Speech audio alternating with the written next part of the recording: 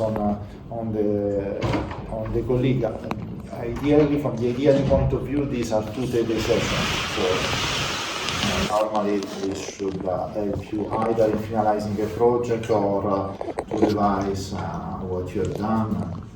You have eventually to check with him, because the last classes of homogenization will be all with Patrice Carton. Okay. They are 5, I think.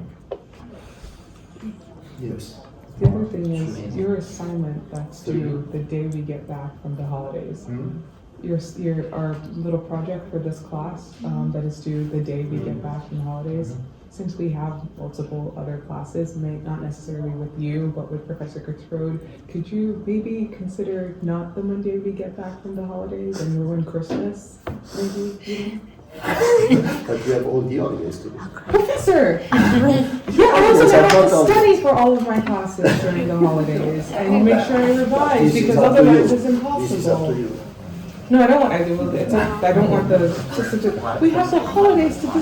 What are you going to be doing on New Year's?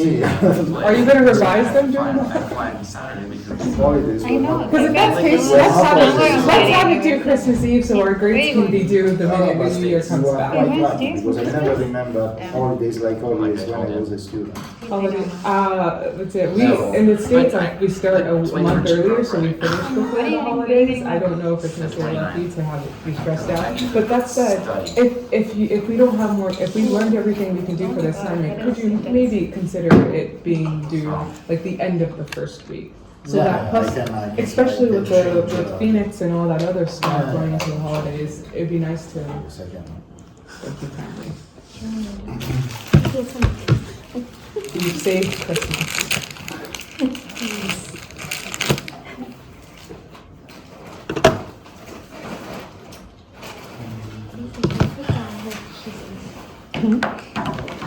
I thought it was. I also got it due the 9th, and I was in abject panic that it was due the day we got back.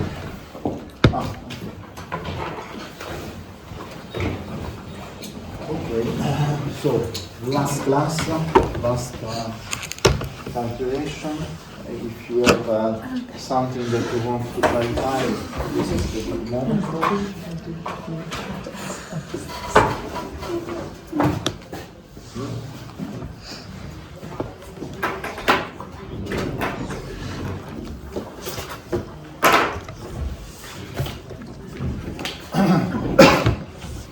So in the end, what we have seen yesterday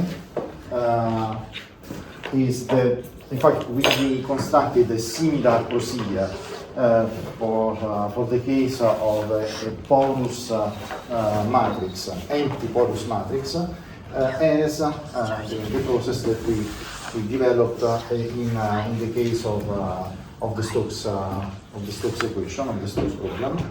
And the interesting result is here. The interesting result is that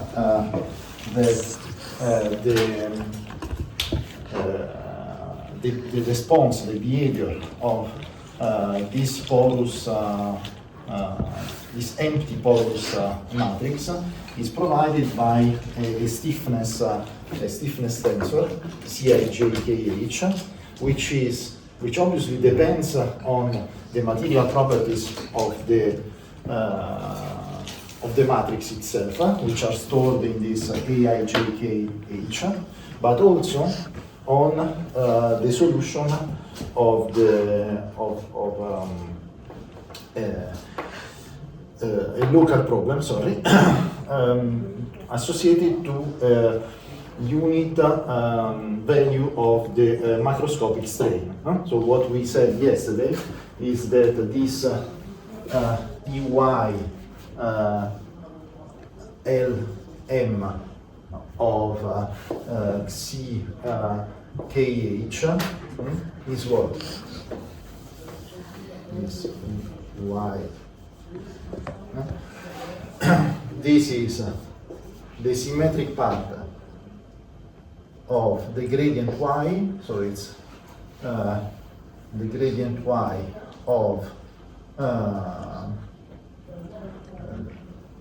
what? Of this psi, of psi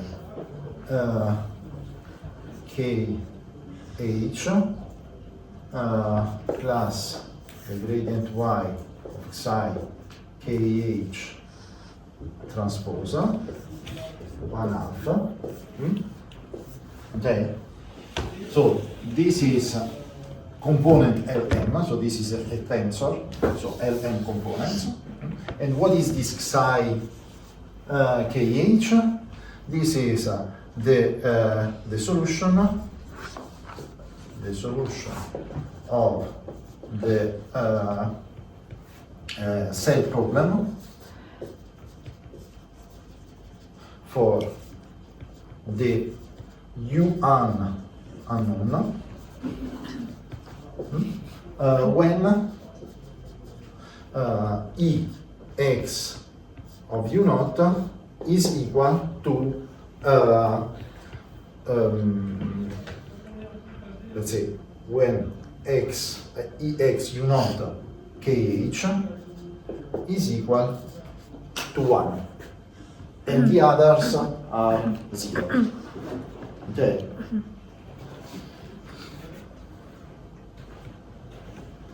So the idea is that we are solving this local problem that here is stated in its weak form directly. So this is this is the strong form of the local problem, and this is the weak form.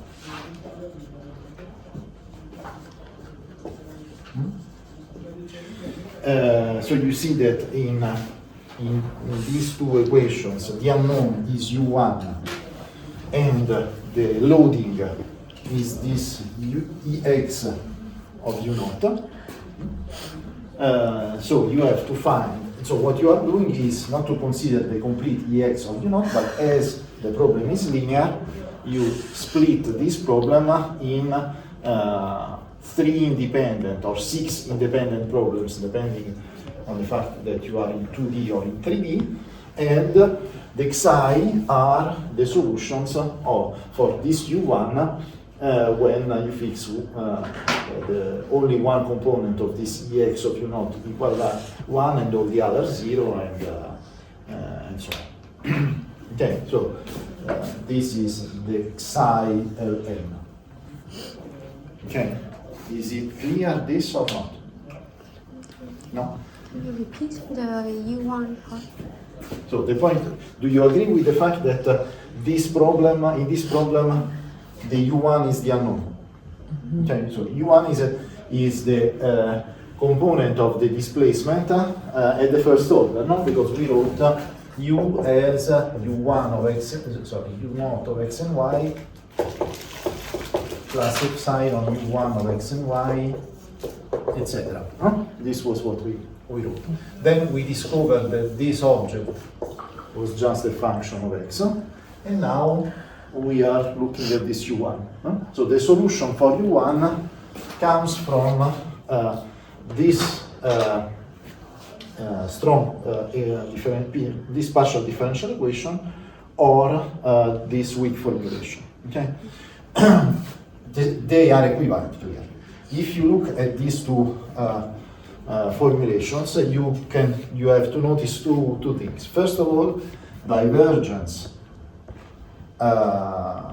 or the weak formulation, so the EY, divergence is a divergence y, and E, so the gradient is a gradient y. Here there is only the gradient y, obviously, because it's a weak formulation. In any case, the differential operators, which are relevant, are with respect to the y coordinate. So this is a local problem, a problem defined on the unit cell. And so we have to solve this problem for the u in terms of its dependency on y. So now you have this problem or that problem, and this is linear problem. Okay? So linear problem where the unknown is u1 and the loading, the given quantity, is u0. Exactly as it was p0, the gradient of p0 in the case of the Stokes problem. The role played by Ex of U0 is exactly the same as the one played by the gradient of P0 in the Stokes problem. In the Stokes problem we said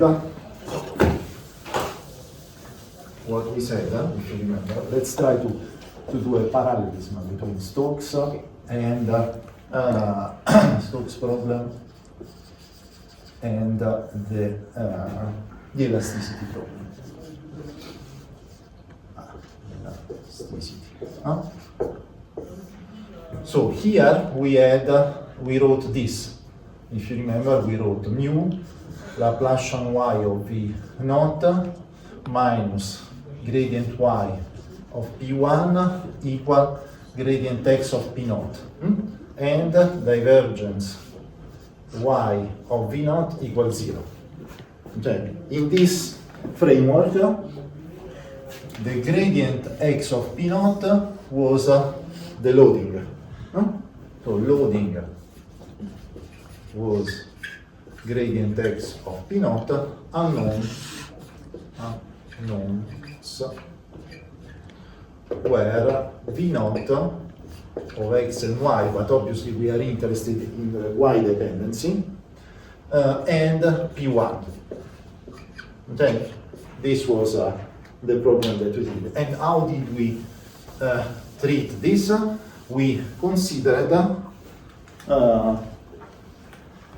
the problem, we solved the problem in 2 steps, because we considered first of all the case gradient x of p0 equal 1, 0, and we got a certain w1 and a certain p1. So a certain velocity and a certain pressure for the v0 and the p1 due to this gradient x of p0. And then we did the same, but changing this into 0, 1. This in 2D. In 3D, obviously, there will be a third component. No? And we found the W2 and the P2 in such a way that V0 was equal to Wj. We put a 1 by mu because the local problem was defined without the mu. So 1 by mu Wj. I think we put a minus. I think that I took this. I took this with the minus. So I wrote it like that. Minus, but it doesn't matter.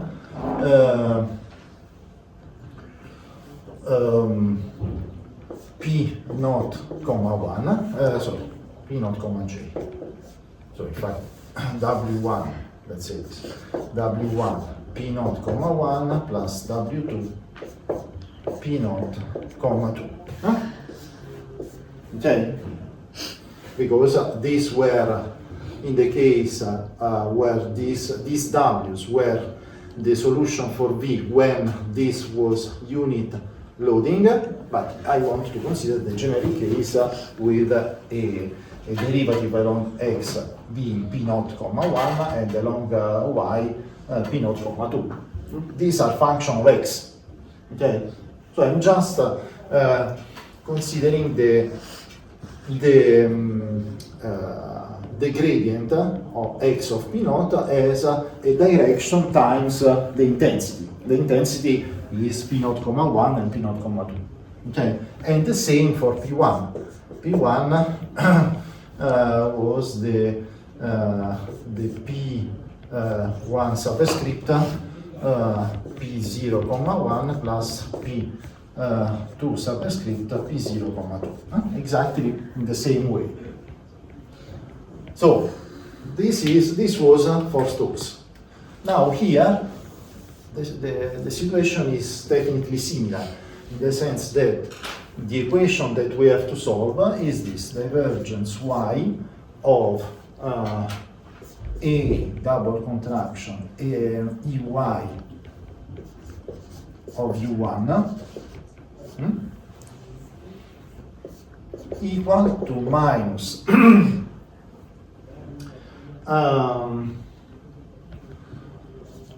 divergence y of a ex of u naught, because of this, and boundary condition.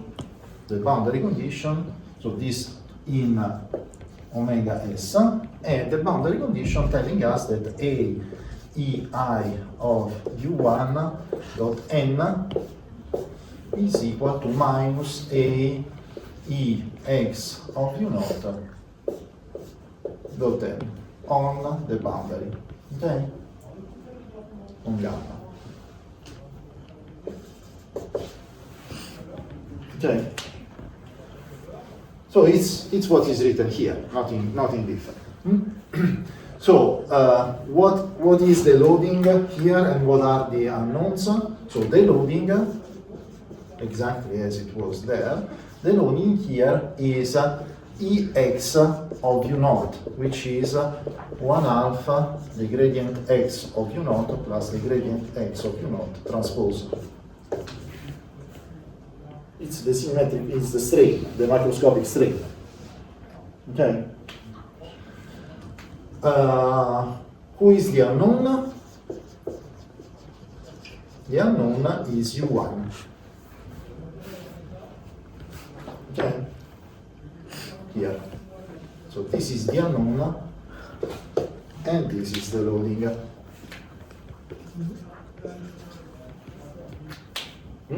So what we are going to do, in a similar way as here, is to consider the following case. I consider just the 2D case. No? Ex of u naught, I consider the first case is this, in a similar way as here.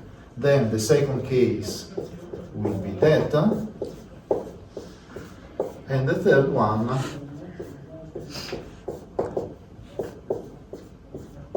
this. Obviously, it is symmetric, so I don't need to put the 0, 0, 1, 0 case, because it's the same as that.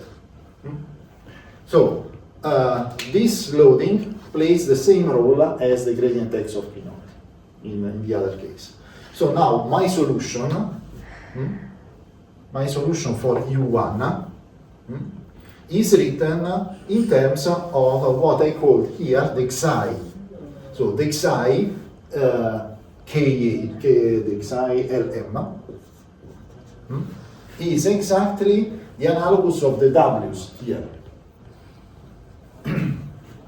So this is xi of y. So there will be xi xi11 of y, which will be the one relative to this is the 1,1 case. When the only the 1,1 component is different from 0. Then there will be xi12 of y, which corresponds to this loading here, and xi22, which corresponds to this case. Always function y. These are displacements. So this is the displacement due to a unit ex of u naught, like that, like this, and like this. Okay, so exactly as the w's were the velocity associated to this gradient of pressure or that gradient of pressure. So now my solution u1 will be what? Will be, as it was the b naught, a linear combination of this xi times the loading. Because it's a linear problem, so when you have a linear problem, you can solve for a unit loading and then multiply by the intensity of the loading, the solution. So the solution u1 of x and y will be, as this is a vector field, this can be written in this way. Let's use an index here to indicate the component. So k component of the displacement u1. This will be the k component of the xi Lm times E x of u naught Lm. Okay. So this tells you that when you take Lm equal to 1, 1, no? The only component that is interesting is this. When you take Lm equal to 1, 2, it will be that, and when you consider Lm equal to 2, 2, the only component different from 0 of Ex will be this one. So you are adding the contribution from the three of them. Okay. So this is exactly the same procedure that we have seen in the case of the Stokes problem. But I mean, it's not more complicated, it's just different because in the case of Stokes, the loading was a vector. Here, the loading is a tensor. Okay, but other than this, it's not a huge difference. And here we added also this u1 of x, u bar 1 of x, just because of the fact that according to the structure of the problem for the displacement, periodicity condition for displacement here, it was not the case before for the velocity, imply that your solution is given but of a rigid displacement. And so this u1 of x is just a translation which is constant with respect to y. But as you will see, this doesn't affect at all the following deduction. Okay. So once you have, so this is the solution of the local problem, how it was denoted before in the Stokes problem. Now, in order to characterize, I remember you that our purpose is homogenization. So our purpose is to get the macroscopic equation. Macroscopic equation means that we want to know if the structure of the equation at the macroscopic scale is the same as the one at the microscopic scale, which could be not the case, and find the constitutive relation. No? In the case of Stokes, the result was that we define the permeability tensor, no? The Kij as the 1 by omega, the integral over omega f of what? Of these W's. No? So it was the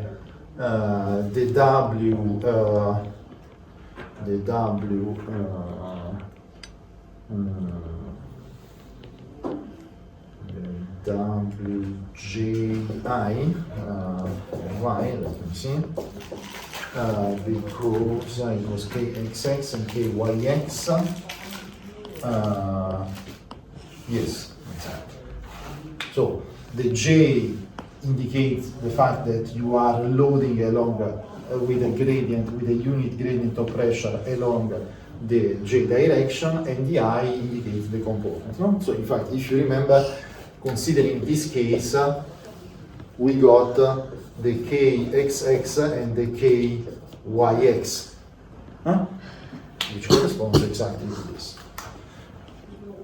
You get the second, the KYX from... Oh? Sorry?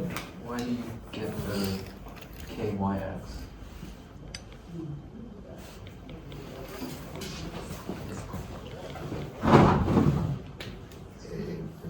It's this definition. We solved the solution that we got was this. This solution is the velocity due to the E1 to the loading along E1, to the unit loading along E1. And this velocity had two components.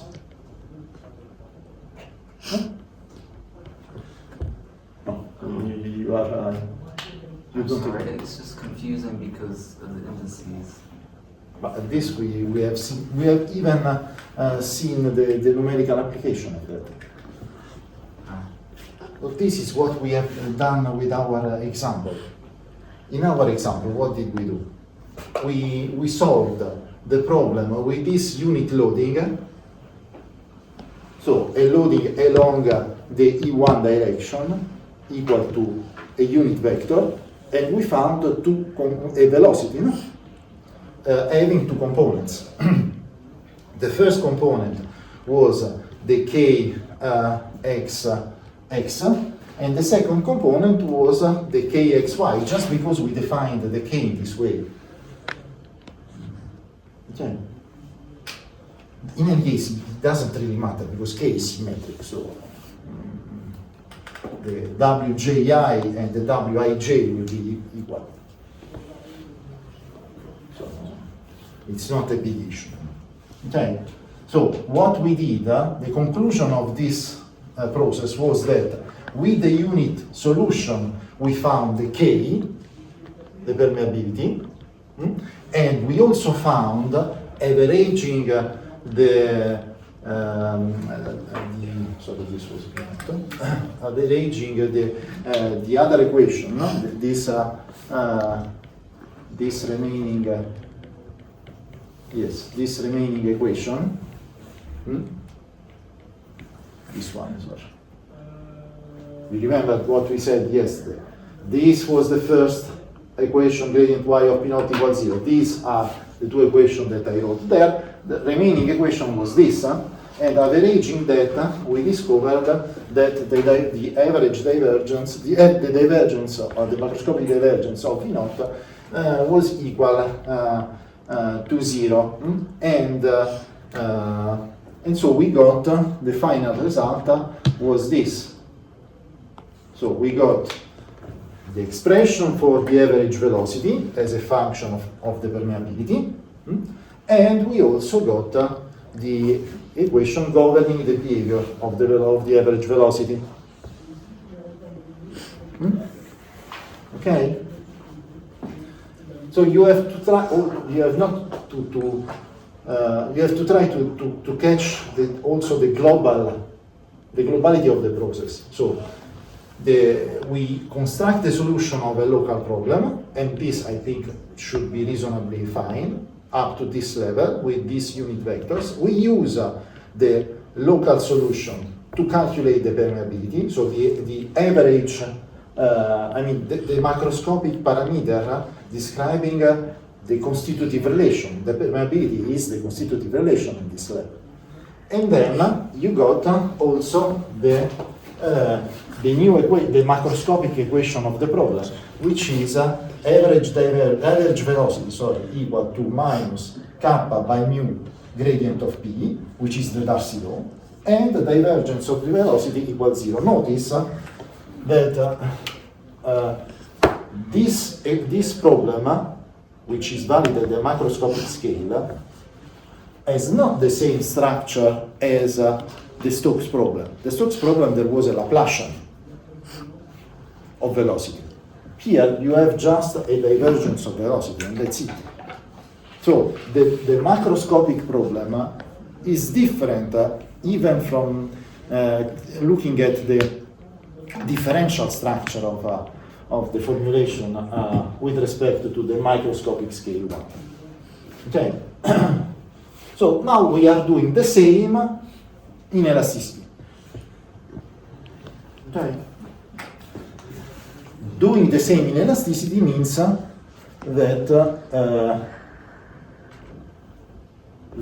we are following this other column. Okay. So the original problem was divergence of AE equals 0 and given traction at the boundary. So we have written the local problem like that, and we have identified who is the unknown and what is the loading at the level of the microscale problem. The loading is the gradient x of u naught, so this strain tensor, and the unknown is u1 And so, in a similar way as here, we have found the Xi Lm, which are the solutions for displacement U1 due to this unit strain loading. Okay? As a consequence, the U, the solution U, will be this. And now we have to do exactly the same as we did here, so to construct the macroscopic scale problem. And the macroscopic scale problem is constructed looking at the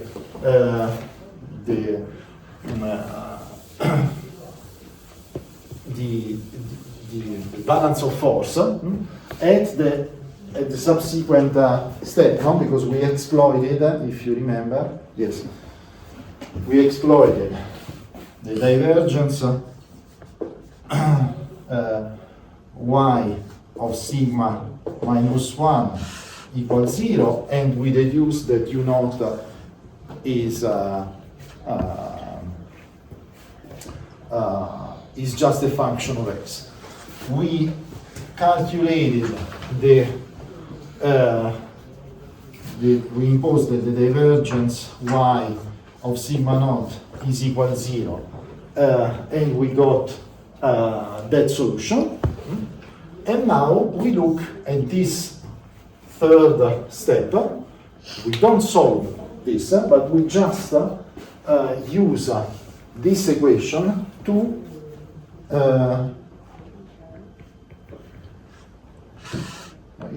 even not necessary to go through that, I think. No, even not necessary to go through that. So I think that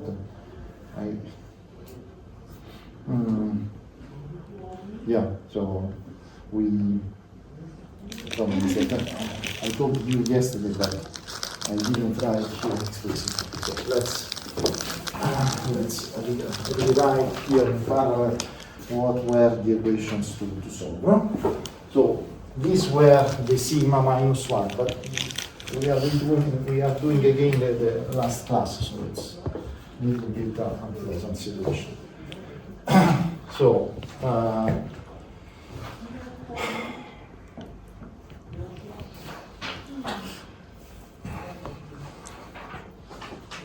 so this was the expansion of sigma, no? This was sigma equal to 1 by epsilon sigma minus 1 plus sigma naught plus epsilon sigma 1, no? Okay, this notation means that. Then we had divergence of sigma equals 0, and we wrote the divergence according to the rule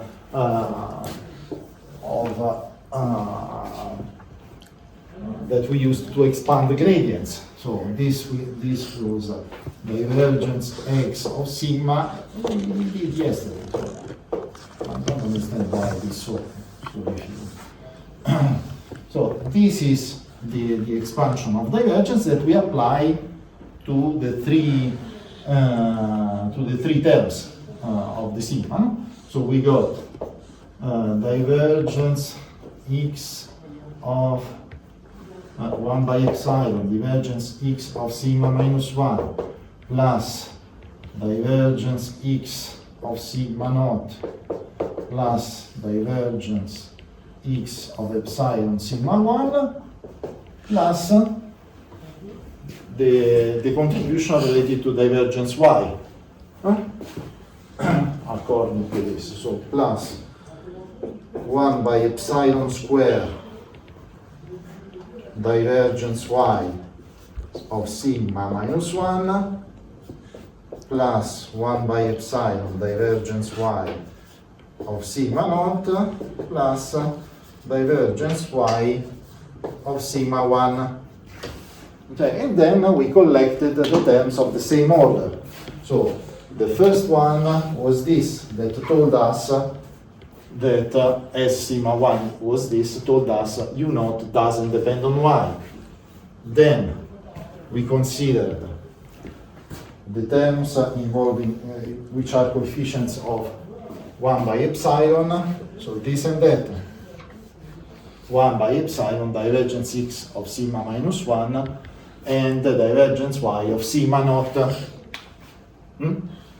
Okay, and with this, and then there are the other terms, but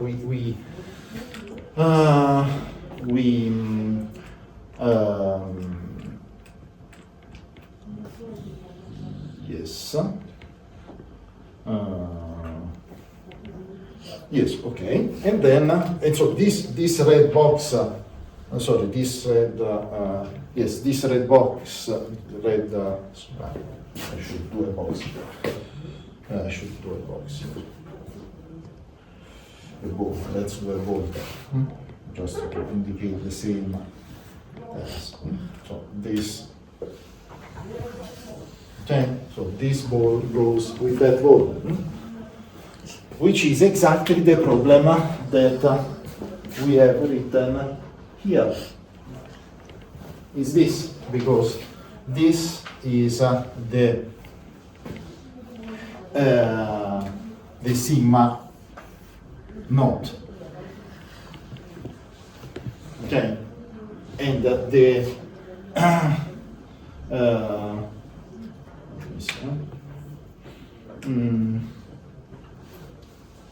yes, exactly. Yes, this is the sigma naught, and this divergence x of sigma minus 1 was 0 because the sigma minus 1 was 0. We found that the sigma minus 1 was 0. Okay, and so this is the local problem. We solved it, and so on. Then the last thing, the last equation that we want to use is this: is divergence x of sigma naught ordered epsilon to the power 0 and divergence y of sigma 1. Okay, you have to collect in the balance equation the terms of the same order with respect to epsilon. Okay.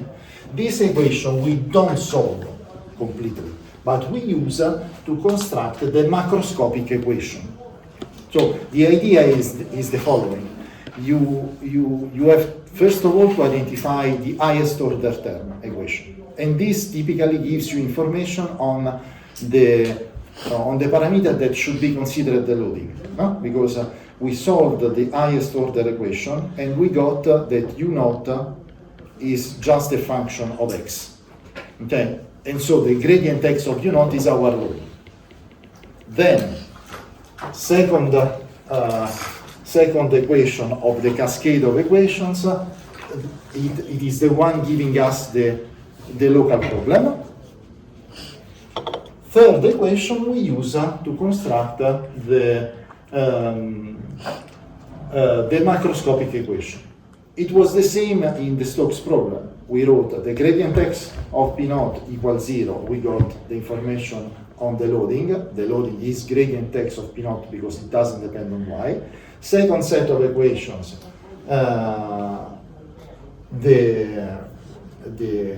these two, giving you the local problem. And the third equation, we didn't use explicitly, we just calculated its average to get the macroscopic equation, divergence of macroscopic velocity equals 0. It was this. In that case, here we use this third equation to get the macroscopic equation, calculating the average of this.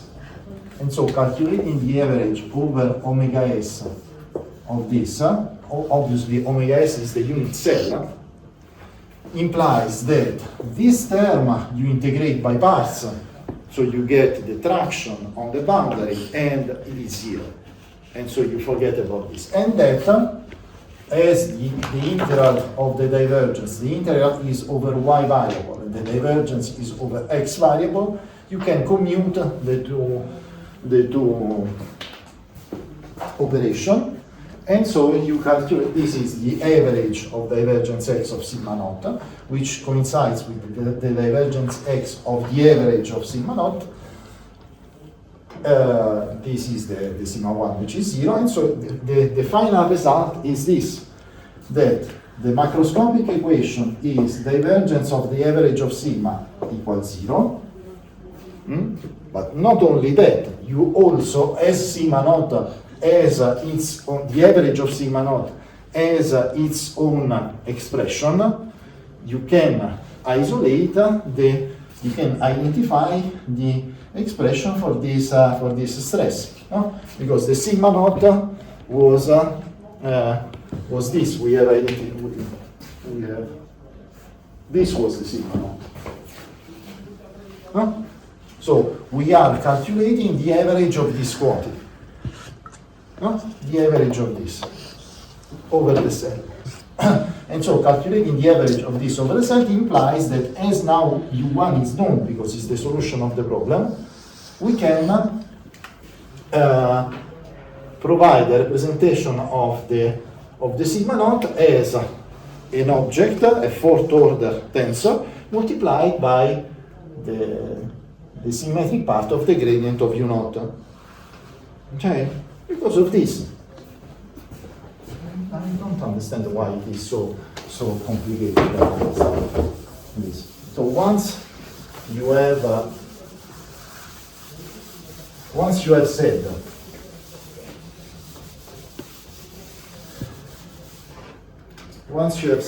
that sigma naught is equal to a ey of U1 plus a Ex of U naught, and you know that U1 is this. So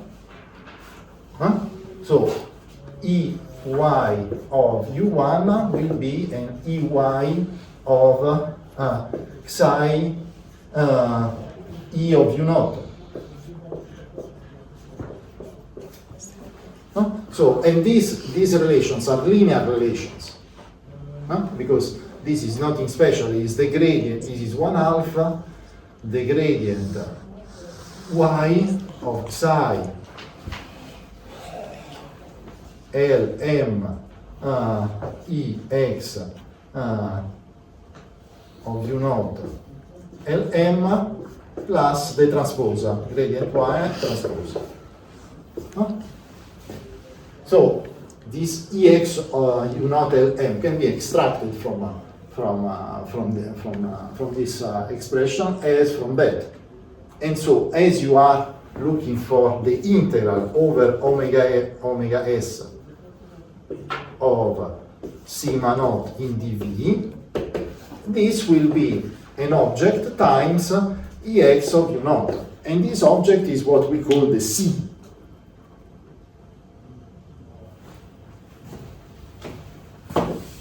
And you see that this C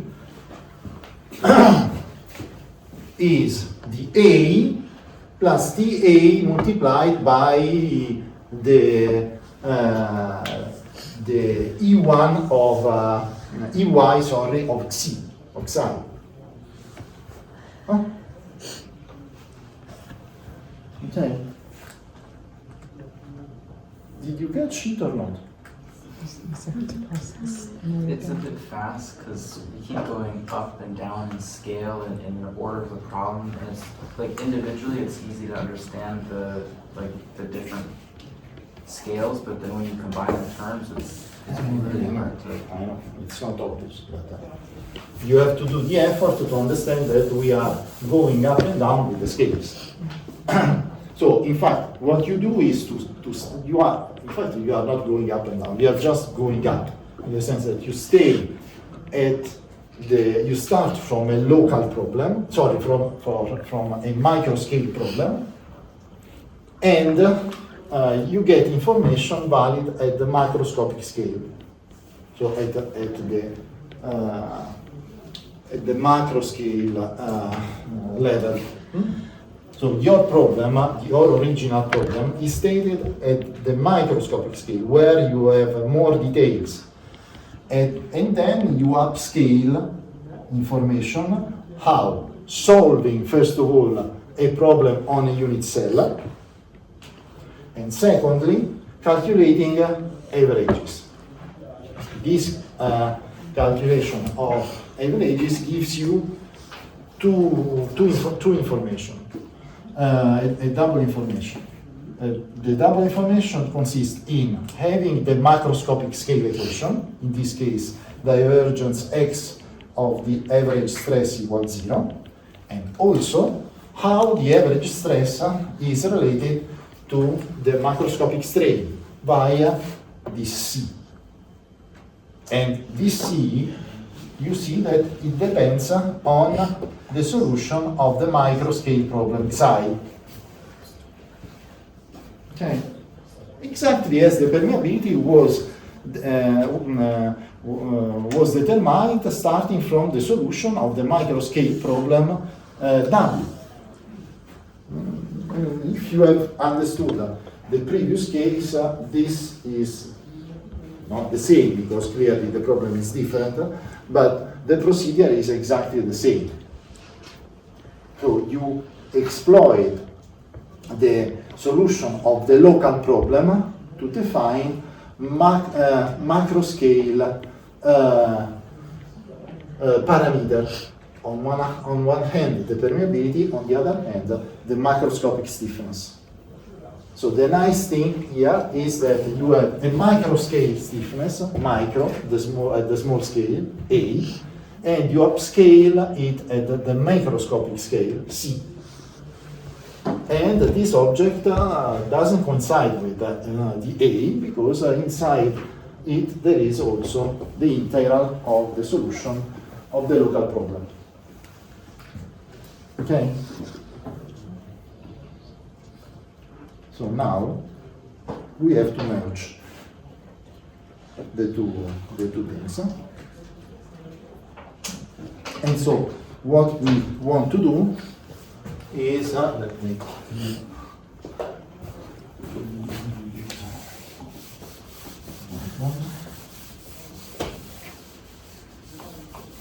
now what we have to do is to merge the two problems because we have seen the flux through a rigid body, a rigid skeleton. We have seen the deformation of an empty matrix, so a porous matrix with empty space. And now we put the two information together, the two problems together, and we solve the problem of a flux through a deformable porous medium.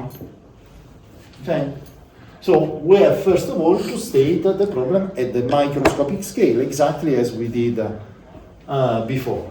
So what about the solid? The solid is characterized by the same equations as before. Divergence of sigma s equals 0, also no bulk forces as before. Sigma s equal a double contraction E of US, Hooke law. Okay, so this is valid in omega s. Obviously here we have our porous object, periodic as usual. This is omega s, the solid part, and this is omega f. So in the solid we have this. In the fluid we have that. Divergent, in fact, writing this is exactly the same as writing the Laplacian of V minus the gradient of P equals 0, because if you apply divergence to this constitutive relation for sigma f, you get exactly the Stokes problem. So in this case, I prefer to write it like this. So divergence of sigma f equals 0, which is the balance of force on the fluid relative to the fluid. Divergence of V equals 0, it was already there, the balance of mass. And the constitutive relation for the fluid, saying that sigma f is 2 mu, d is the symmetric part of the gradient of velocity, minus the pressure times the identity. So if you replace this into that, you get the Stokes problem. So these are the first two lines, are just the superposition of the two problems, the one for the solid, the other one for the fluid that we have already studied. What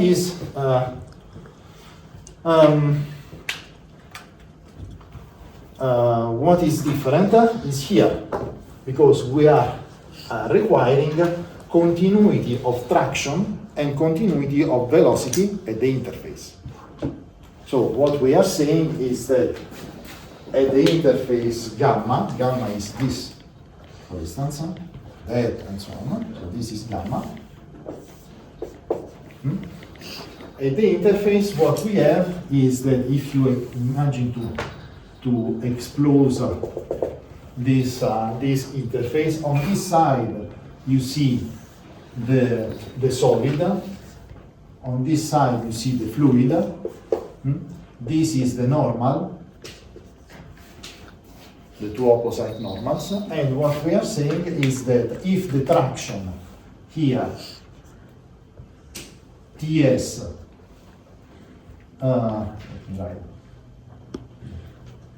Ts is equal to sigma S n, Tf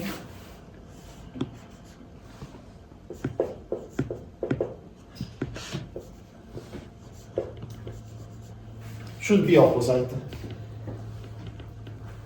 but m is equal to minus n, and so Tf is equal to Ts. So sigma S n is equal to sigma F n. This is the classical principle of action and reaction. You cut, and on one side of the cut you see a force like that, on the other side you see the opposite force. Cauchy theorem, Cauchy postulate. You have seen in the course of continuum mechanics those of coming from M1, and the course of Angela last year, the others. Okay, so this is the condition requiring continuity of traction, and the other condition is saying that as this is just let's say a virtual cut, no? So in reality this point is over the solid, this fluid point is on this solid point, so these 2 points must have the same velocity. So velocity of the solid, us dot, is equal to v velocity of the fluid on gamma. So this is not the same condition as before, both if you look at it from the solid point of view or from the fluid point of view, because from the solid point of view we were requiring sigma s dot n equals 0.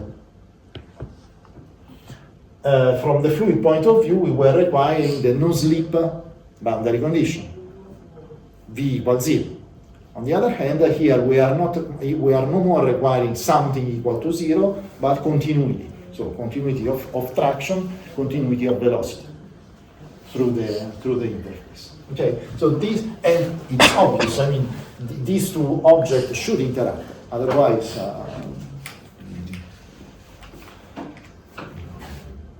there will be no interest in what we are doing. So now, once we have, so this is the problem at the microscopic scale.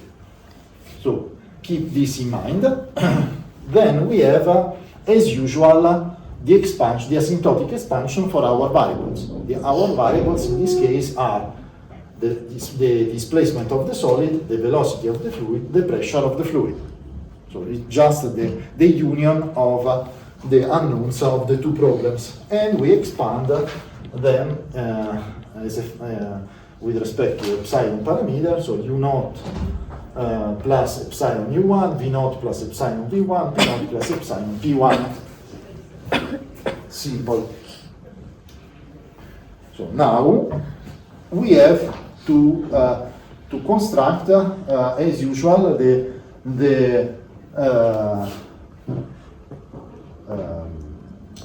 we have to consider, as usual, the representation of the gradient of something as gradient x plus 1 by epsilon gradient y, no? And we have to expand the constitutive relation for sigma s exactly as we did before. Nothing changes at this level because this equation and that equation, the bulk equations, are exactly the same as in the case of the two problems studied separately. So nothing will change in this equation there. So we're not to redo the development. We just take the same equation as before and see what happens. Okay. So if you remember, for the solid, we got this. We have written sigma as sigma minus 1 plus 1 by epsilon sigma minus 1 plus sigma naught plus epsilon sigma 1. And we obtained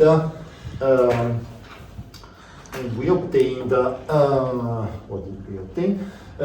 We obtained the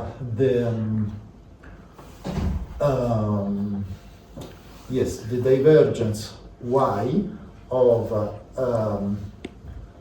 sigma minus 1 equals 0. No? This was the highest order term we have rewritten a few minutes ago. It was a term of order 1 by epsilon square. So this equal to the divergence y of Ey of u naught.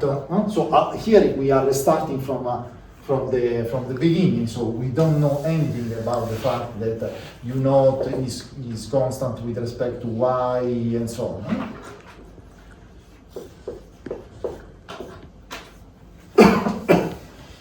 Okay, so this is the first equation, this one.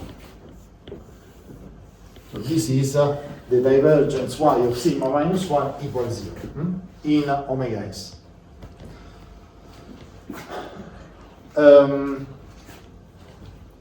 Okay. Then, what is relevant is how to treat the boundary condition. The boundary condition was this. So let's start from this boundary condition. Sigma s dot m equal to sigma f dot m. So sigma s is sigma minus 1. So this is a ey of u naught n. This, what is the order? We have to consider the expansion of this to understand what is there, because in principle we would like to put EF, no? Not n. But we have to be careful in the order of magnitude of the different terms. So let's write this boundary condition explicitly, because it is the only one, the only equation that we have not before. No? So if we expand explicitly, what do we have? We have that sigma s is 1 by epsilon sigma minus 1 plus sigma naught plus epsilon sigma 1 multiplied by n equal to sigma f dot n. But what is sigma f? Sigma f is is this. Okay. So sigma f dot n is 2 mu let's write step by step. Otherwise, let me write sigma f. Let me write sigma f dot n. Okay. Now, who is sigma f? We have to consider the expansion of sigma f in order to have an expression similar to this and collect the different terms. So who is sigma f? Sigma f is 2 mu d. So, first of all, mu. Remember that mu is of order epsilon square. So this is epsilon square mu. So this, in fact, I should be this is the general form, no? But we said we did an hypothesis on mu. We said mu is of epsilon, of order epsilon square, so we have to keep this hypothesis. Then d is the symmetric part of the gradient of velocity. So the symmetric part of the gradient of velocity, remember that this is the expansion that we have to use, no? So the highest order term, so gradient of v, let's say, will be gradient x of v naught plus 1 by epsilon gradient y of v naught. And then there will be other terms, but the highest order term is this. So then we will have a gradient x of v1 plus 1 by epsilon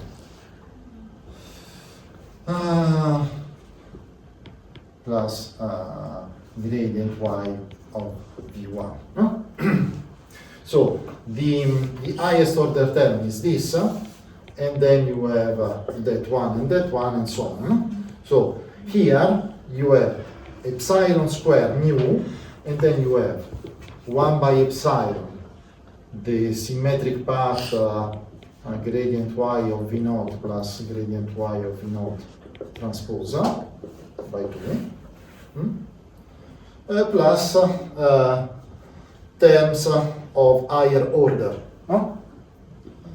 Okay. So terms of higher order means this, for instance, the constant one with respect to epsilon. So plus gradient x of v naught plus gradient y of v1 with the transposition divided by 2, and so on, times n dot n. So what can you observe here? The highest order term on the left hand side of this equality is 1 by epsilon. Then you have zeroth order and first order. On the other side, what is the highest order term?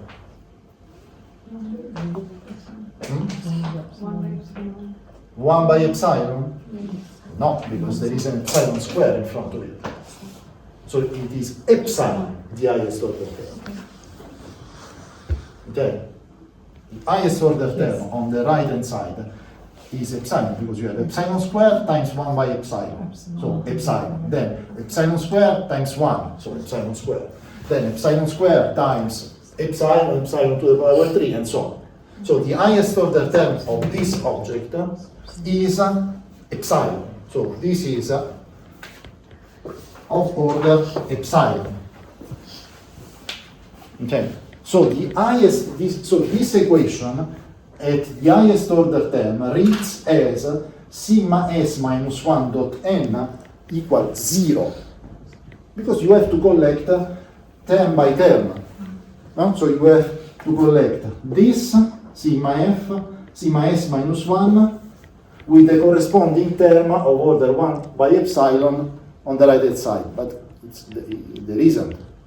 So the boundary condition at order 1 by epsilon reads sigma s minus 1 dot n equals 0. Okay.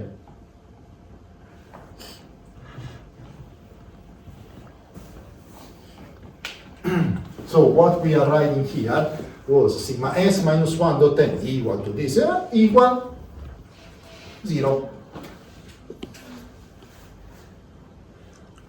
It's a matter of the fact that the two problems, the one for the solid and the one for the fluid, have different coefficients having different order of magnitude with respect to our small parameter. Okay?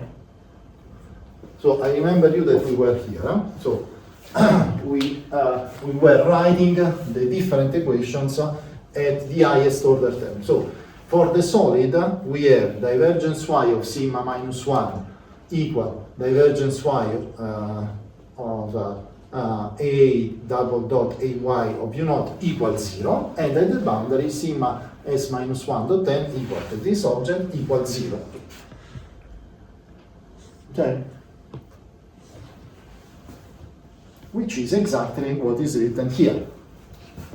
First line here is divergence of sigma minus 1, this object, equals 0. Sigma naught minus 1 dot n equals 0. Okay?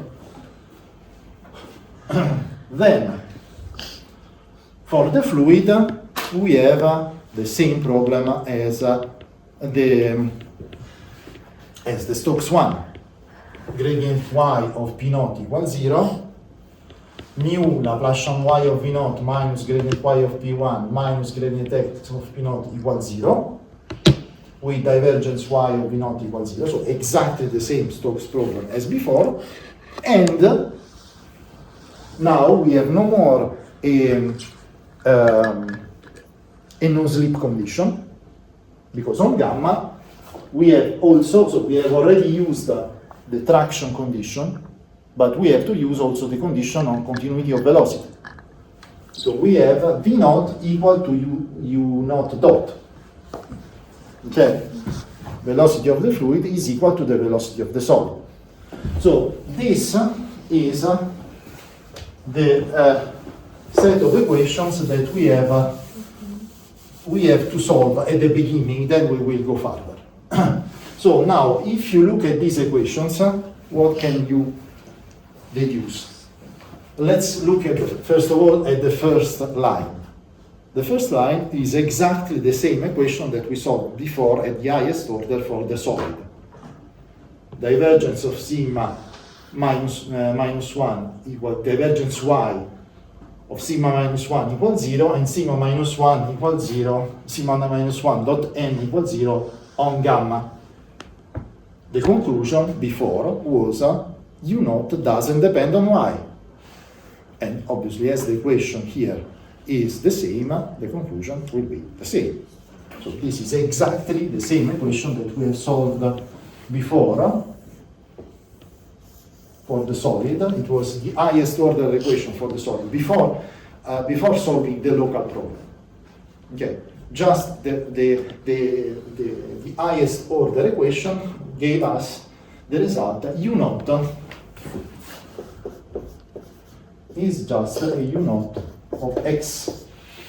Okay, because here we have the divergence y of gradient y of U naught equals 0, a gradient of U naught dot n equals 0, so it's a classical elasticity problem with zero loading, zero bulk force, zero traction, so zero solution. You cannot say zero because our field depends on x and y. As we are solving with respect to y, the only thing that we can say is that u does not depend on y, so it's a constant with respect to y, and so it's a function of x. Okay?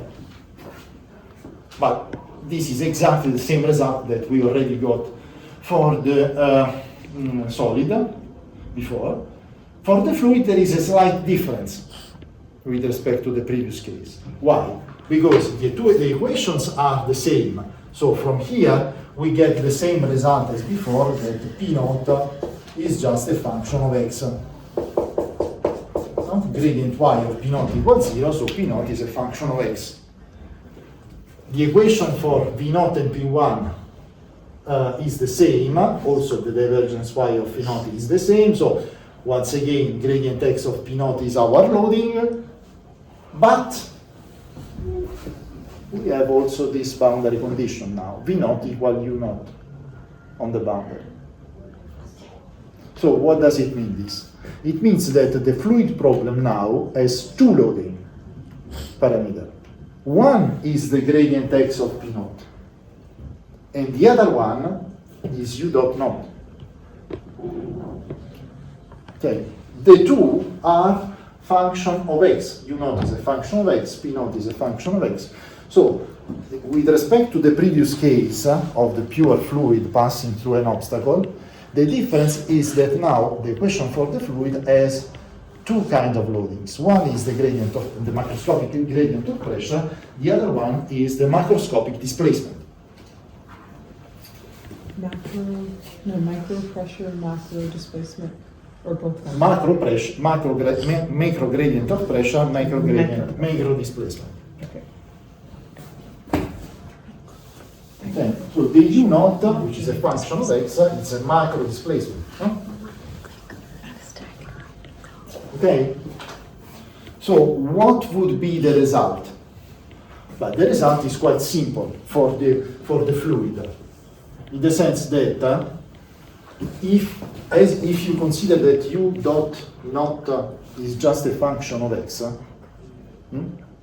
we can simply rescale the unknown, and instead of working with V naught, you can work with this W.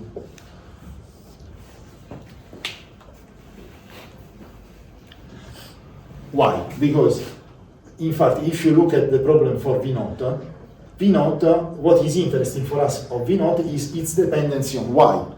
No? Here we have the Laplacian Y of V naught, here the divergence Y of V naught.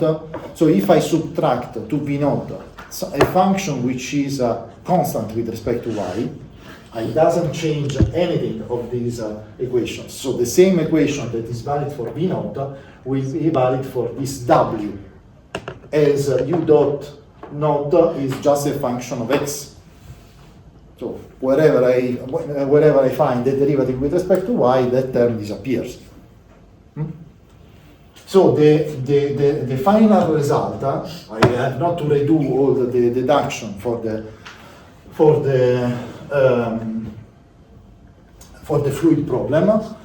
So I will find a solution of the local problem parameterized by the gradient x of P naught, so gradient x of P naught equal to 1 along the one direction, equal to 1 along the two directions, and I will get the permeability, and when I calculate the average, I have to remember that I have to calculate the average of this, not of V, because I have changed the variable into that. No? And so the point is that when you calculate when you do 1 by omega, the integral over omega f of W in dV, y, what do you get? You get 1 by omega, the integral of V naught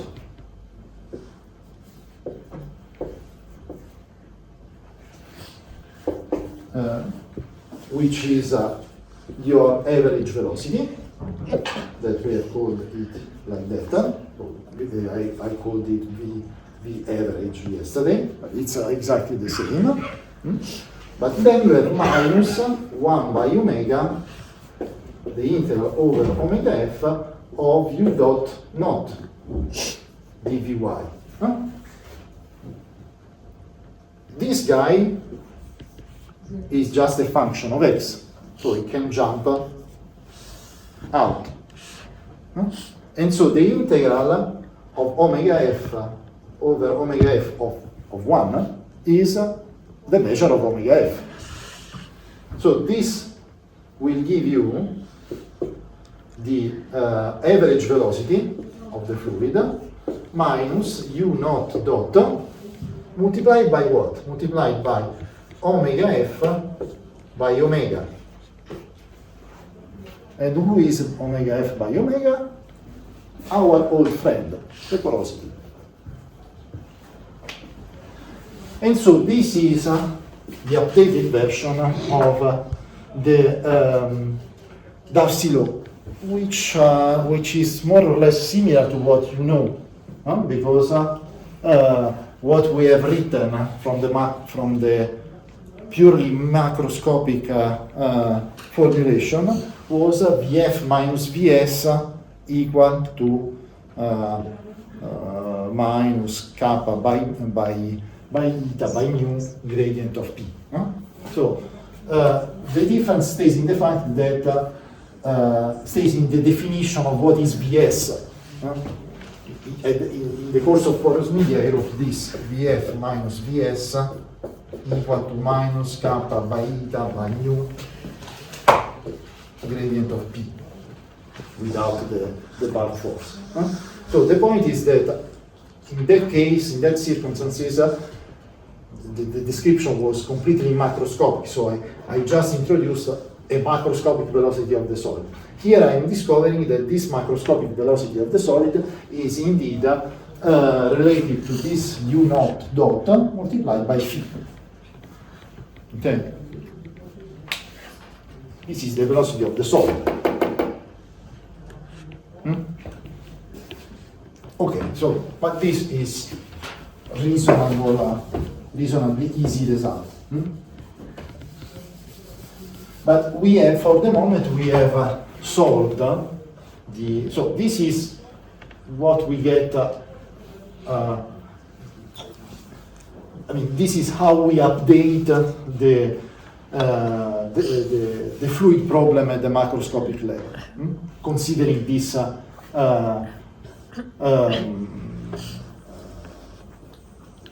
considering that the fluid flows through a deformable solid. But then, for the moment, I didn't solve really the solid problem. I just exploited the very first condition, say the one telling me that u naught is constant. But if you remember, before we solved the problem involving sigma naught and sigma minus 1, no? And we got the u1 in terms of the xi and so on. So we have to do the same, paying attention to the boundary condition, this boundary condition, because now, let me rewrite it here.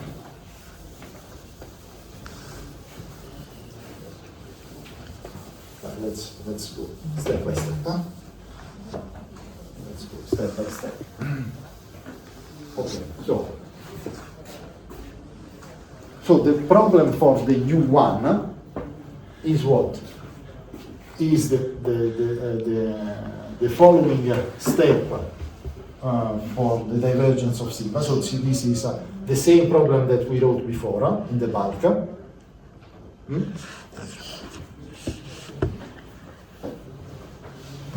But what is changing with respect to the previous case is the boundary condition.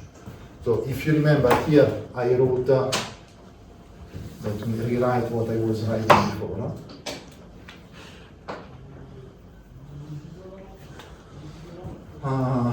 It was 1 by epsilon sigma minus 1 n plus sigma naught n plus epsilon sigma 1 n equal to sigma fn, no? Okay. And sigma fn was this that we were writing before. I forgot previously to add the contribution of the pressure. Nothing changes because it was not affecting this, but it's going to affect now the other term, because the sigma f is d, no? The sigma f was 2 mu d minus pi, no? And so minus pi means minus p naught in, so p naught n minus p1 epsilon p1 n and so on.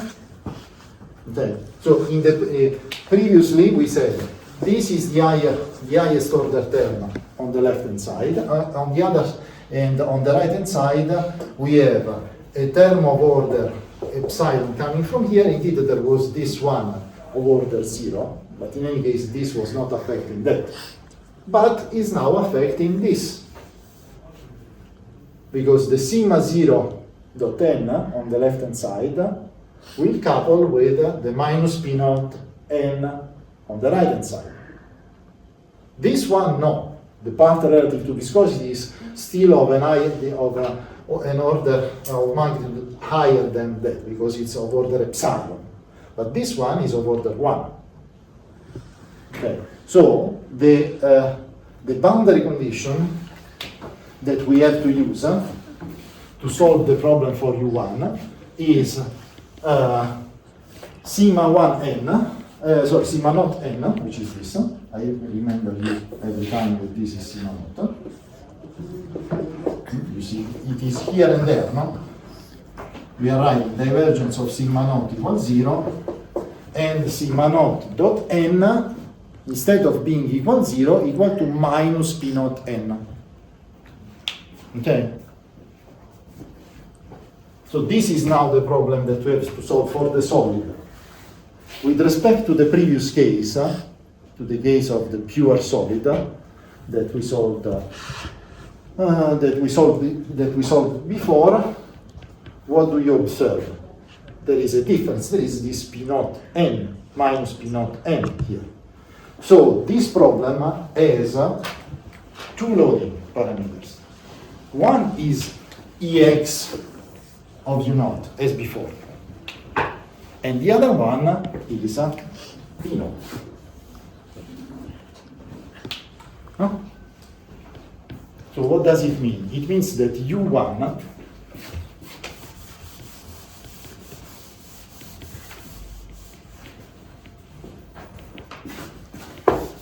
before we wrote this, no? Before we said U1 or x and y, but as a function of y, U1 will be a linear combination of the xi, which were the displacements associated to unit strains.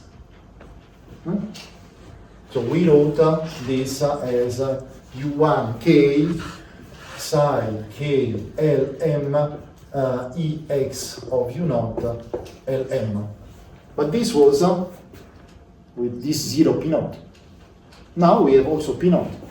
What does it mean? It means that you have also to consider another unit problem, which is the case when Ex of U naught is 0, but P naught is 1. So you have, it's a linear problem. So in linearity, you use the superposition of effects. So your loading is constituted by, this time in 2D, by 4 parameters. The 3 strains and the P naught. So you have to impose, first of all, Exx equal to 1 and all the other parameters 0, Exy equal to 1 and all the other parameters 0, Eyy1 and all the other parameters 0, and finally P naught equal 1 and all the other parameters 0. So you have to add to this the solution due to P naught that has been written here like that. It is this eta I of P naught. Eta I is the displacement. This is Ui, is UK. This is a function of y, obviously, which will be the solution for U1 when Ex of U naught is 0 and the only loading which remains is P naught plus U1 bar, as before. So the difference is that now you have to solve another problem to complete the U1. Okay?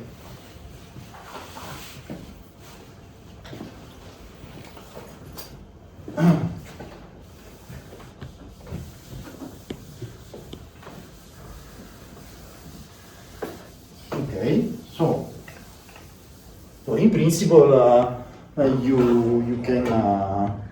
you can state your nice code, your nice Phoenix code, and you solve the problem with periodic boundary condition for U1 and the additional loading, which is a constant pressure, a one pressure on the internal boundary. Gamma is the interface between the solid and the fluid. Okay. So it's not complicated stuff. Obviously, implementing it would be not so obvious, but not so obvious as it was not so obvious implementing the Stokes problem. There is not a new complicated stuff. It's just a matter of rewriting correctly, restating correctly the problem, and keeping in mind that you have more loading parameters. So in this case, 4, 3 strains in 2D, 3 strains and 1 pressure. What can we say now? The point is that At this level, we have, now imagine that we have solved the problem. So we have, on the one hand, we have, on one hand, we have the, this is eta k p naught plus u1 x. Okay. And we have v naught minus v naught minus u naught dot, which is equal to the wj, no? You remember the w, so this was k wj k of y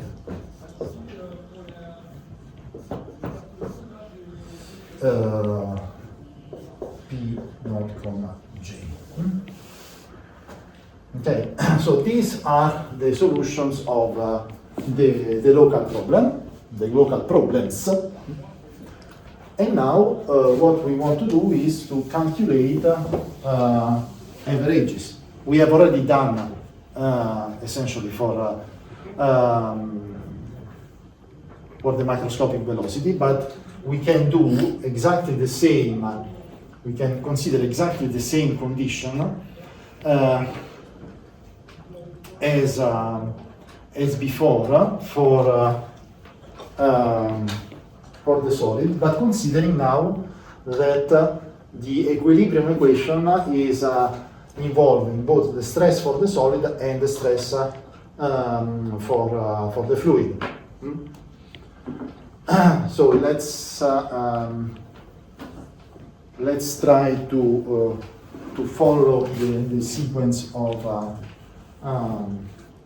equation. So what this equation here is the same that we considered before. No? So we have written before the divergence y of sigma minus 1 equals 0 that gave us the u naught constant. Professor? Yes. That's Wx, right, to the j? That's Wx to the j? W? The second line's minus Wx, or is it Wk to the j? WK, K.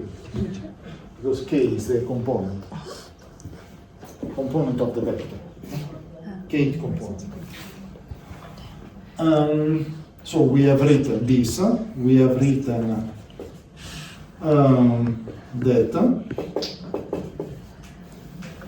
and we have solved.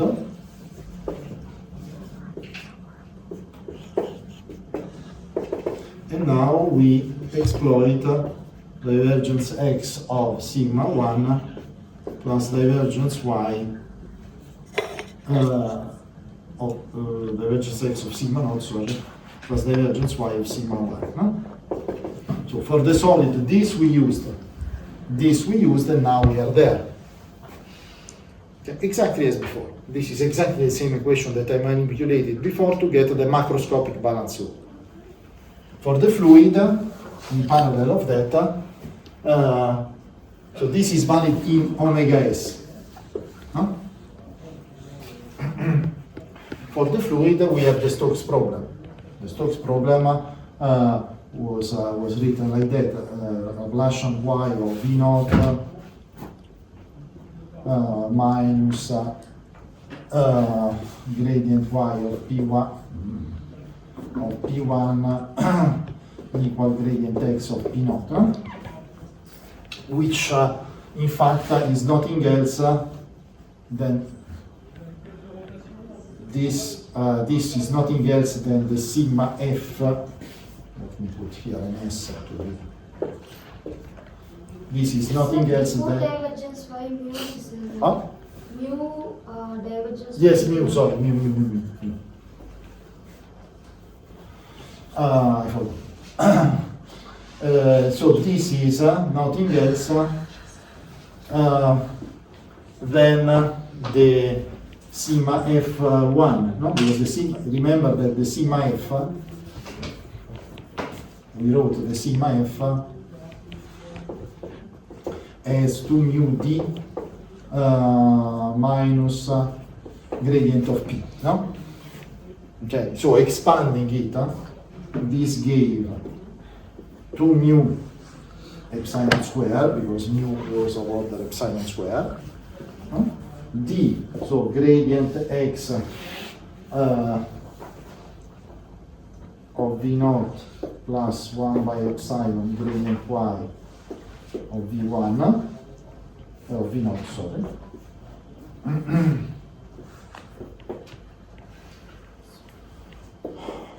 Plus gradient x of V1 plus 1 by y gradient y of V1, etc. Okay?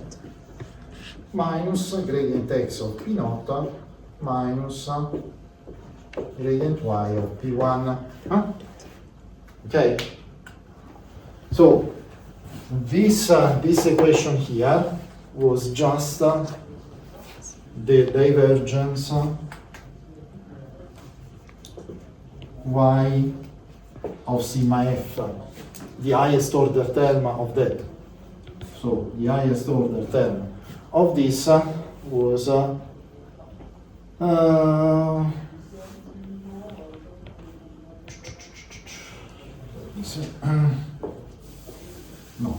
let me write properly.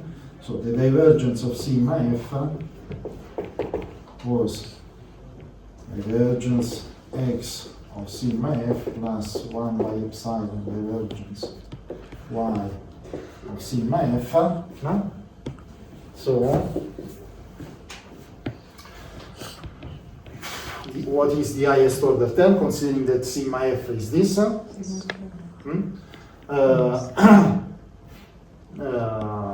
Divergence, so this is epsilon square, this is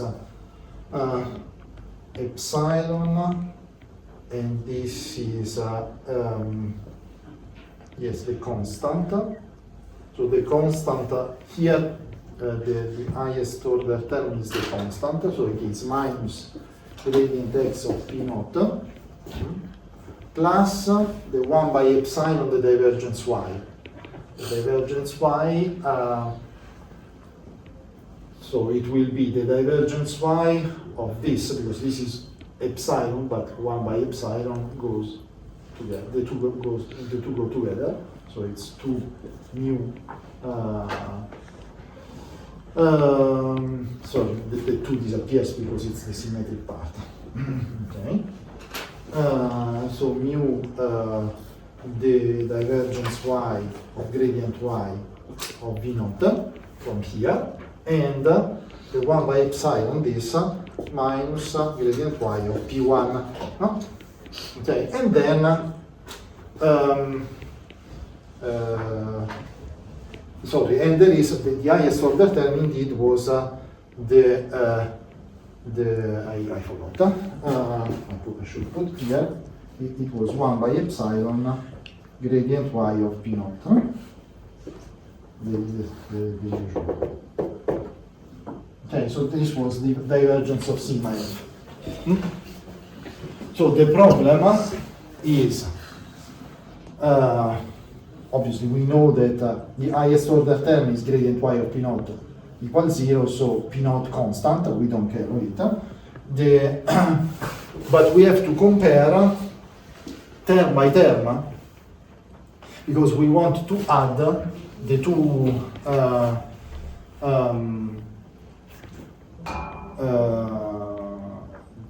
two equations. Yes. So essentially what we are writing here, what we are doing here is to take this and this term, which is in fact delta. But considering that this stuff here is nothing else than the divergence y of sigma f1. Okay? So I call this divergence y of sigma f1. Because sigma f1 for me is the 2 mu dy of V naught minus P1 the identity. Okay? Nothing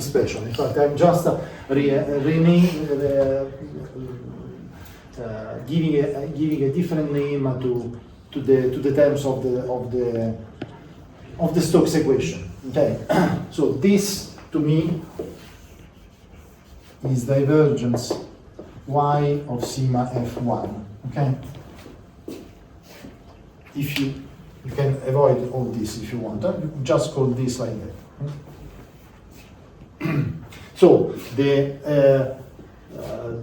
equation, the balance of force in the fluid is written as divergence y of sigma f1 minus gradient x of p naught equals 0. Okay? And the condition is that you have continuity of traction. Sigma s1 dot n is equal to sigma f1 dot n. Okay? So what is this? The underlined part there is at the very bottom. Yeah, that's This the one. part that you underlined underneath it. Delta x. Gradient of xp naught. What is that? Does that also go along with the divergence of y? this one or this one? I don't The part understand. that the part that you put bracket. That part, yeah, that you bracketed underneath it. Why is it have a This one? Yeah. Yeah. No, I was just saying that Oh, okay. I said that this and that, Okay. the two parts with the bracket, Mhm. coincide with the divergence y of Okay. sigma f minus the gradient x of p naught. So essentially, they gave exactly the Stokes problem, the Stokes equation that we have written before, nothing special. Okay. So the point is this: we have the equation for the solid in omega s, comma, divergence y of sigma f1 minus gradient x of p naught equals 0 in omega f, and the continuity of traction on gamma. So we have now to use this equation to calculate average. Okay, so to get the macroscopic equation. Macroscopic equation that should involve both sigma s and sigma f, because the average that we are going to do is now both in the solid and the fluid part of the domain.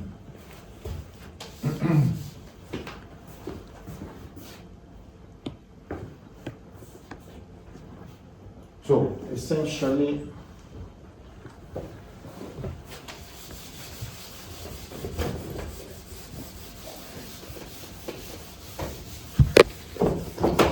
what we have is this. We calculate, let me see if it is written here, no, it's too synthetic. So we take the average of this over omega s.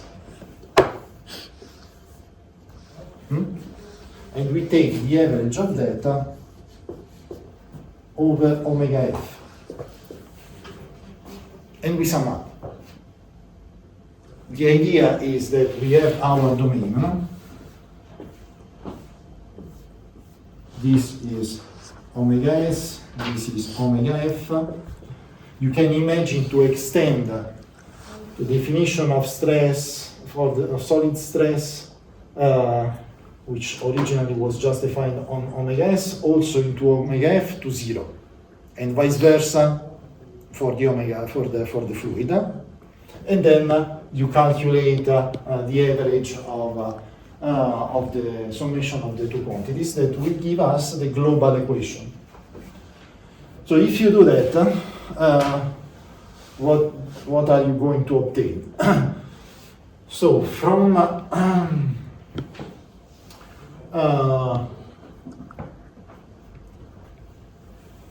these two terms, this one and that one, as you can go to the boundary, what happens is this, that when you integrate this by parts, integral, for instance, integral over omega s of divergence y of sigma s1 dvy will give you the integral over the boundary of omega s of sigma s1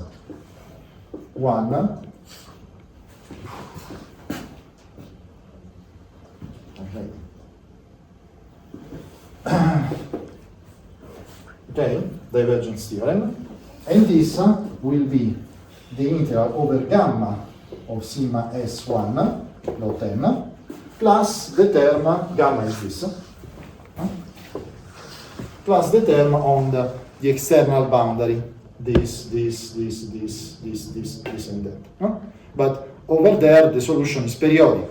So as usual, sigma s1 is periodic, n is antiperiodic, the contribution would be 0. But this term with gamma remains. But we have the other contribution coming from the fluid,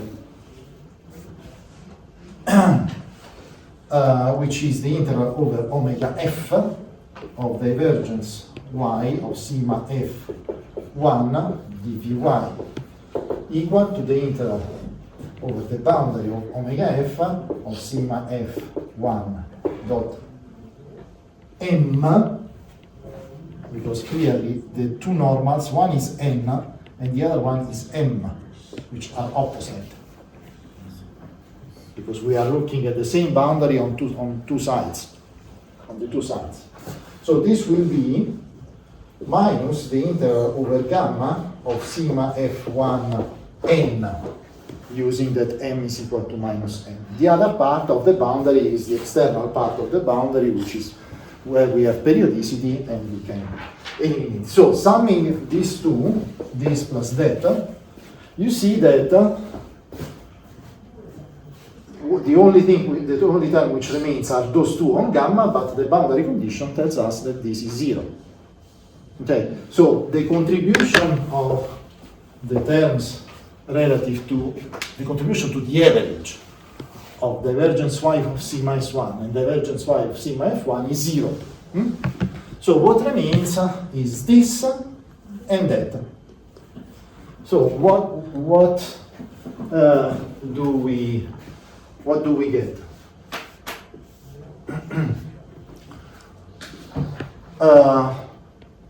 We have to integrate over omega s the divergence x of sigma naught plus, better, minus the integral over this 1 by omega, the integral over omega f of gradient x of p naught equals 0. For sigma naught, we what do we have? In fact, we have the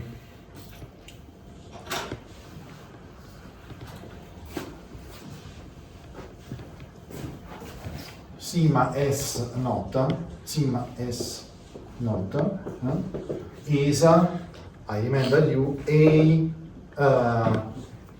ey of u1 plus a e dot ex of u naught, and this u1, remember that now u1 is this one. So you have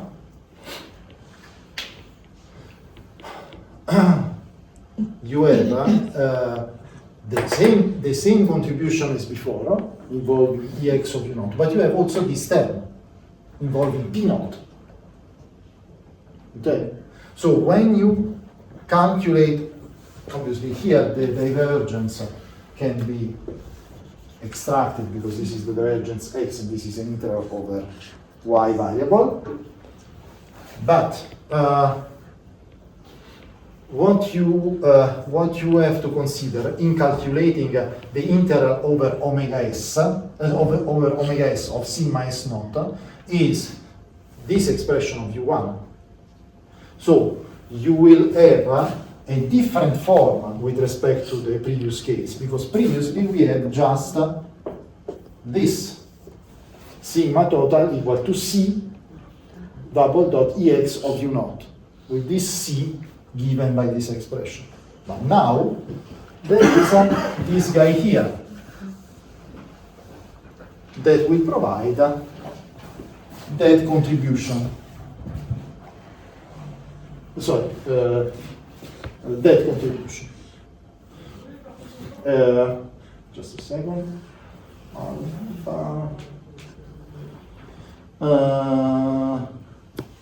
Yes. Let's see term by term. So you have this contribution here, and another contribution coming from that.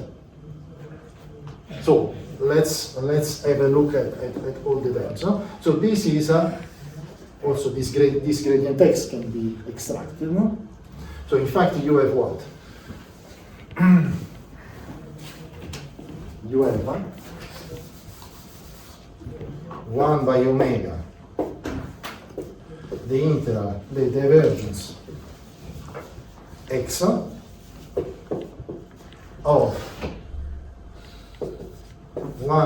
the integral over omega s of sigma s naught dvy minus the integral over omega f of p naught I.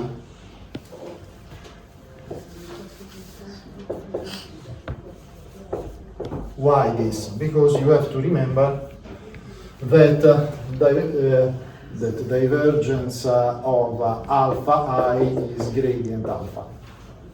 This is just a nice property of scalar fields.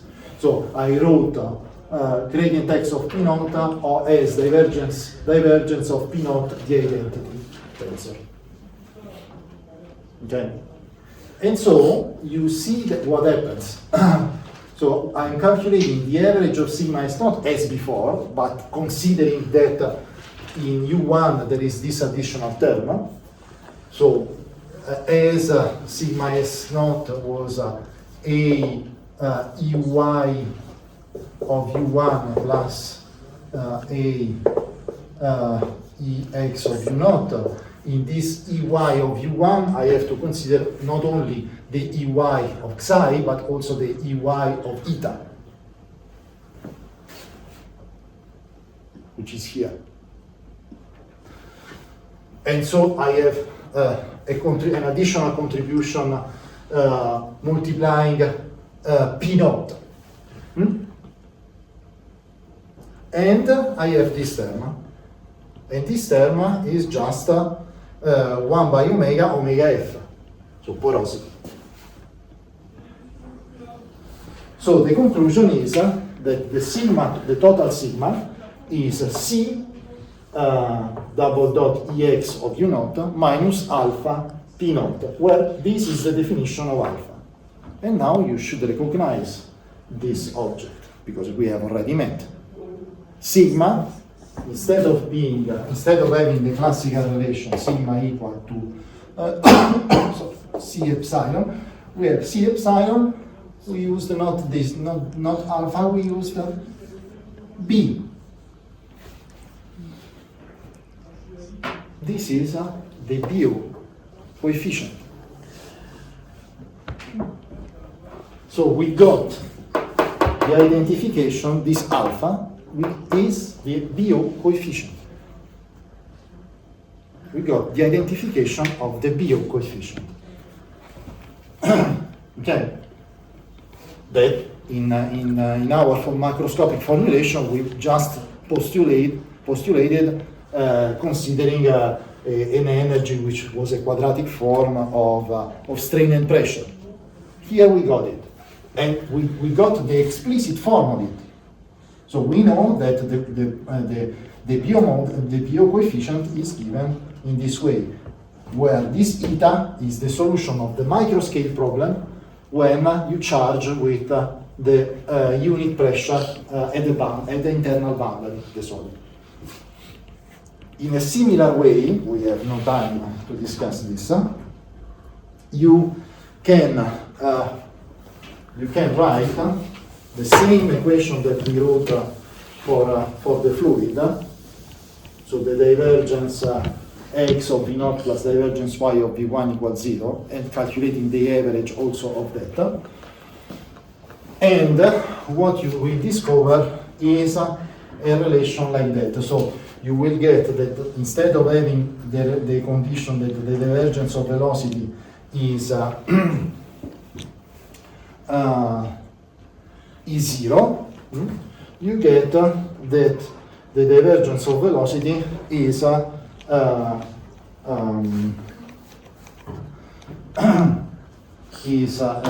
gamma times a strain rate, macroscopic strain rate, minus beta the p dot.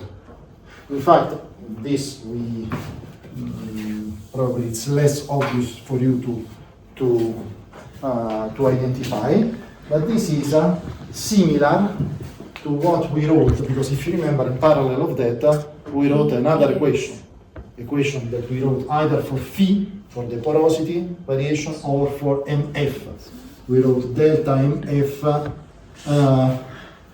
equal to v trace of epsilon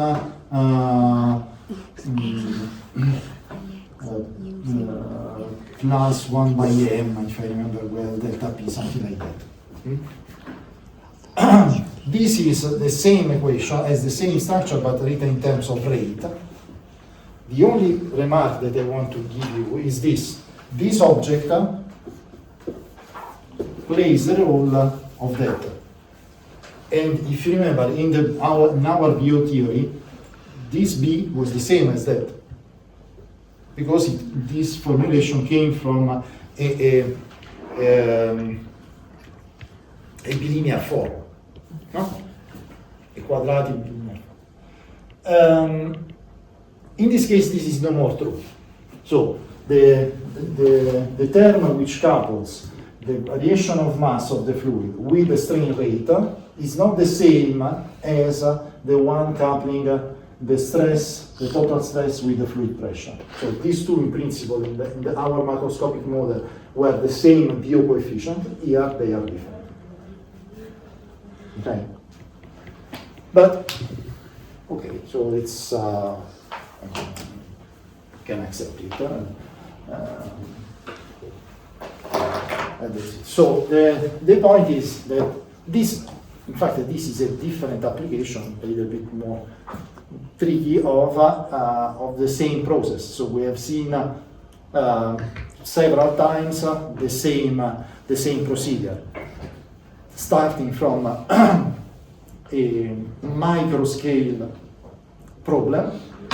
We constructed an upscale version of the same problem, passing through the identification of a problem defined on the unit cell, so on the periodic domain. This allowed us to identify macro-scale average constitutive parameters, either the permeability or the average stiffness, or in this case the BO coefficient, and to finalize the macroscopic problem in terms of microscopic partial differential equations. So this divergence of sigma equals 0 with sigma equal, for instance, to that relation there. So this equation, and I think that we got something similar with Francois. So he has shown you how to identify the BO coefficient, for instance. Obviously, the method is not the same, and the result probably will be not the same, because for sure in his formulation he is using not an exact description of the microstructure of the problem. Me, I'm using an exact description, but obviously simplified version, because I will never work with cumbersome geometry, as I'm still keeping the hypothesis of periodicity at the level of the unit cell. So this unit cell is repeated as it is, or eventually with an hypothesis inside the unit cell if we want to consider quasi-periodicity. Okay? So this is the end for me. So you have, I think that we have seen all the details of these processes. Probably something is not completely clear. You have to try to redo some of the calculation on your side, for sure. Then, if you need some assistance, we can meet each other and clarify some items. Okay. This is C. This part,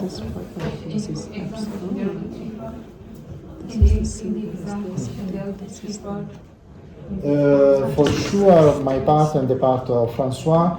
Concerning the third part of Patrice Gartrot, we have you have to speak with him because, as I told you at the beginning of this class, at the beginning he told me that he wanted to ask you for a project, but I don't know if he has time to do that or he will ask you some question. I don't know. This you have to check with him when you start classes with him after the break. Okay. But for the moment, you have not had any class with him, so. That's actually a good question. They are all elastic coefficient, but what's the difference between these two? Yeah. Okay. Don't worry about that. We have no time to discuss. It's not difficult, but you have to redo the same procedure as we did, but considering this equation and calculating the average over the solid and the fluid. I mean, it will take some time to do, so we have no time for that. Don't worry. If you are interested, I can give you the reference. The main reference for that is this book, but it's quite dense. This book here. What is it? This one. The first one. The first one. This one. The one where I took this picture of the runner. Is it in English? This one. Is it in English? Is it in English? In English, yes. Okay, all the same. So, Not in French. It's from French people, but it's English. Okay.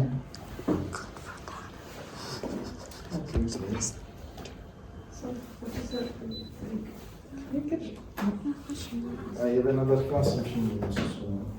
Can I ask about the question pattern, like how you are going to do it, like all the theory or derivation of the theory? The coefficient. Huh? The coefficient. Question pattern in the exam, like how you are going to do it. Like, But what I could, obviously, I will not ask you to.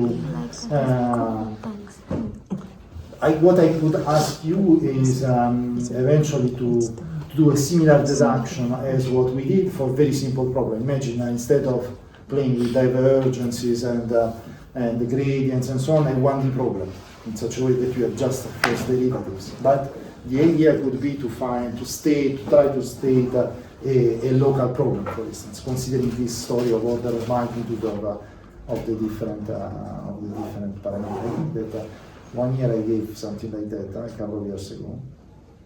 I can look for the exam and put on the hippocampus just for having an idea.